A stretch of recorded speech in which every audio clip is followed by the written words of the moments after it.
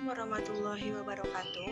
Perkenalkan, nama saya Mailani Siti Hasanah dari kelas 12 IPA 1. Saya akan mempresentasikan tentang materi pola dan strategi dalam permainan sepak bola. Pola pertahanan sepak bola tak lepas dari strategi untuk memenangkan sebuah pertandingan. Sebuah tim tak hanya mengandalkan penyerangan untuk mencetak gol, namun dengan sistem pertahanan yang kuat, tim sepak bola bisa memenangkan pertandingan berkat membunuh serangan-serangan dari tim lawan. Setidaknya ada 3 sistem pertahanan yang kerap digunakan dalam sepak bola. Sistem tersebut yakni zonal marking, man-to-man marking, dan kombinasi dari keduanya, zonal marking dan man-to-man marking. Yang pertama, zonal marking. Sistem pertahanan ini menggunakan 4 poin penting agar sistem zonal marking atau penandaan zona bisa berjalan sukses. Tim yang memainkan zonal marking akan melakukan dengan melihat posisi rekan satu timnya, posisi bola, ruang terbuka, dan posisi pemain lawan. Zonal marking mengharuskan sebuah tim bergerak sebagai satu kesatuan serta bergantung pada posisi bola. Konsepnya terletak pada jarak antar pemain. Kekompakan menjadi komponen kunci dari sistem ini, di mana pemain menutup ruang dan sengaja meninggalkan posisinya.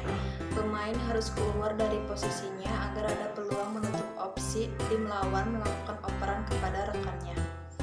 Yang kedua, man-to-man marking. Sistem pertahanan man-to-man marking merupakan sistem sederhana. Sejumlah pemain cukup menjaga pemain lawan agar menyulitkan pergerakannya. Bertahan dengan man-to-man marking, terus menempel ketat setiap pemain lawan. Misalnya, pelatih cukup memberi instruksi kepada anak asuhnya untuk menjaga pemain lawan. Tugas ini terlihat sangat mudah, namun jika yang dijaga adalah pemain yang memiliki kemampuan di atas rata-rata atau mempunyai fisik yang bagus, pemain akan sulit untuk terus menjaga pemain yang dijaganya. Namun, sistem man-to-man marking memiliki kekurangan. Itu terjadi saat tim lawan mencoba melakukan rotasi posisi. Jika itu terjadi, bisa ini menciptakan malapetaka di seluruh sistem pertahanan. Karena pemain melakukan man-to-man marking akan meninggalkan posisinya dan menghadapi dilema, apakah mengikuti pemain yang dijaganya penanda atau tidak. Jika dia melakukannya, maka dia akan meninggalkan celah di garis pertahanan tempat dia bermain. Jika tidak, tim lawan mendapatkan satu orang bebas untuk mengoper dan kemudian menyerang. Yang ketiga, kombinasi zona marking dan man marking. Dalam sepak bola modern, jarang tim hanya menggunakan satu cara untuk melakukan sistem pertahanan. Beberapa sebabnya yakni kualitas tim lawan, kualitas pemain, formasi, dan kondisi pemain. Pelatih seringkali sangat fleksibel dalam hal memilih sistem. Apa yang dilakukan? Apakah zona marking atau man marking? Bisa juga seorang pelatih menggunakan kedua sistem pertahanan.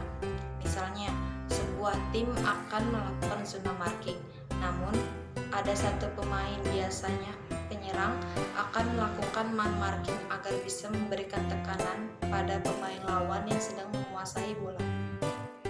Saya akan menjelaskan tentang strategi formasi pemain sepak bola, yaitu 4-4-2, 4-3-3, dan 3-5-2. Yang pertama, 4-4-2. Formasi ini menggunakan 4 pemain belakang, 4 pemain tengah, dan 2 penyerang. Akan tetapi di lapangan, tugas para pemain beragam. Misalnya, 2 bek sayap atau fullback dituntut untuk mampu menyerang sekaligus bertahan, serta pemain tengah yang akan diminta menyerang dan bertahan sama baiknya.